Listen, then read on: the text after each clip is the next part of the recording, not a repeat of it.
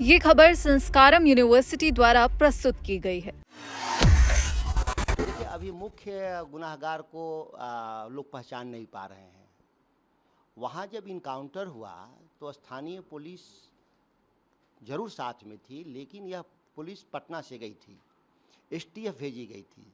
STF के in charge हैं कुंदन कृष्णन। तो यह निश्चित तौर पे जो आदेश है इनकाउंटर का, मुख्यमंत्री ने कुंदन कृष्णन एसटीएफ को दिया, उन्होंने आदेश, और एसटीएफ यहाँ से जाकर इनकाउंटर करती है। लेकिन यह मीडिया में बात नहीं आ रहा है, ना यहाँ पब्लिक विमर्श में आ रहा है कि यह स्थानीय पुलिस का काम नहीं है। स्थानीय पुलिस तो जानती थी कि छोटी घटना है, इसको जेल भेज देना पर्याप्त है, आर्म्स एक्ट में हो जाएगा। लेकिन उसको मार देना है, यह पटना मुख्यालय से तय होता है। एसटीएफ का जो अधिकारी है कुंदन कृष्णन, जो बिहार का एडीजी, वह आदेश करता है और उसके आधार पर एसटीएफ जाती है और उसको मार दी जाती है। यह पटना से ही तय हो गया था कि उसका इनकाउंटर कर देना है। तो ये जांच में यह आना चाहिए और यह बचाने का प्रयास हो रहा है। यह जरूर जाना चाहिए कि नहीं, ये हत्या जो की गई है भरत तिवारी की, यह पटना मुख्यमंत्री कार्यालय के निर्देश पर कुंदन कृष्णन एसटीएफ का जो एडीजी है, उसने यहाँ से फोर्स भेजा, उसने जाके इनकाउंटर किया है। वहाँ पर स्थानीय पुलिस जरूर उसके साथ थी। लेकिन अब तो न्यायिक जांच का भी मुख्यमंत्री ने आदेश दिया। देखिए, न्यायिक जांच के मुद्दे तय करने होंगे ना। केवल न्यायिक जांच का आदेश निकाल दिए, लेकिन उसमें क्या एसओपी हो तो तय नहीं हुआ। ये तो इसी तरह से है, केवल टालने वाली बात है।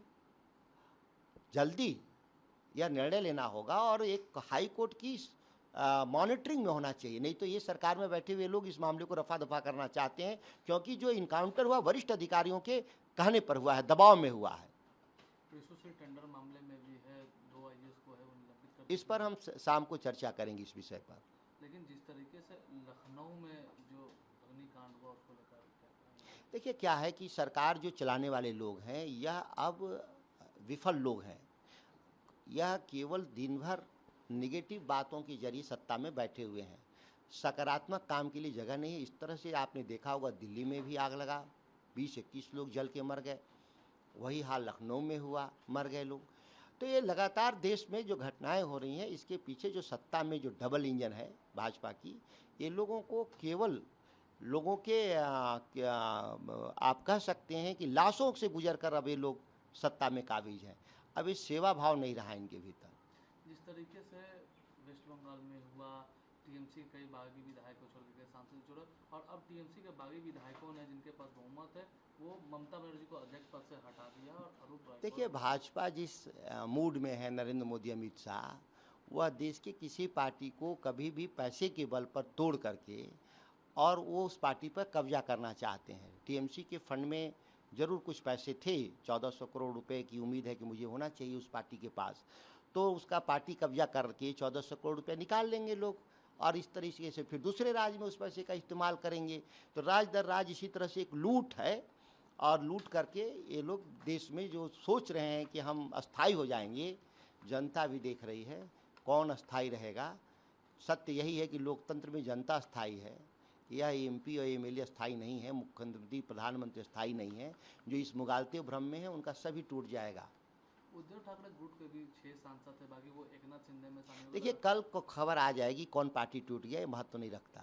हम लोग ये मानकर चलते हैं कि लगातार Bhajpa ED, CBI, income tax और पैसे के बल पर लोगों को धमका करके और खरीद करके एक स्पष्ट 2/3 बहुमत हासिल करना चाहते हैं, जिससे देश के संविधान को बदल दें। हम लोग 24 का चुनाव ही लड़े थे कि संविधान ये बदलना चाहते हैं, और देखिए वो काम शुरू कर चुके हैं। लेकिन ठीक है, 29 का चुनाव ही सब विकल्प है। देश की जनता तो चुनाव में ही विकल्प होती है। ये जितने पाप किए हैं, सभी पाप के हिसाब लिए जाएंगे। ये लालू जी का बंगला हो, लालू राबड़ी का बंगला हो, या सिक्योरिटी मामले को लेकर, देखिए, हमारे पार्टी के लिए कोई महत्व नहीं रखता बंगला कौन मिलेगा, सिक्योरिटी कितनी मिलेगी। हमारे नेता ग्रामीण पृष्ठभूमि से आए हुए, संघर्ष के साथ, राजनीतिक फैसलों में जरूर कटुता कभी हुई होगी, लोगों को लगा होगा, इसीलिए उनकी सुरक्षा और उनके घर के लिए ज़रूरत है। और अगर नहीं भी सरकार दे रही है तो पार्टी के कार्यकर्ता दिन रात उनकी सुरक्षा कर रही है।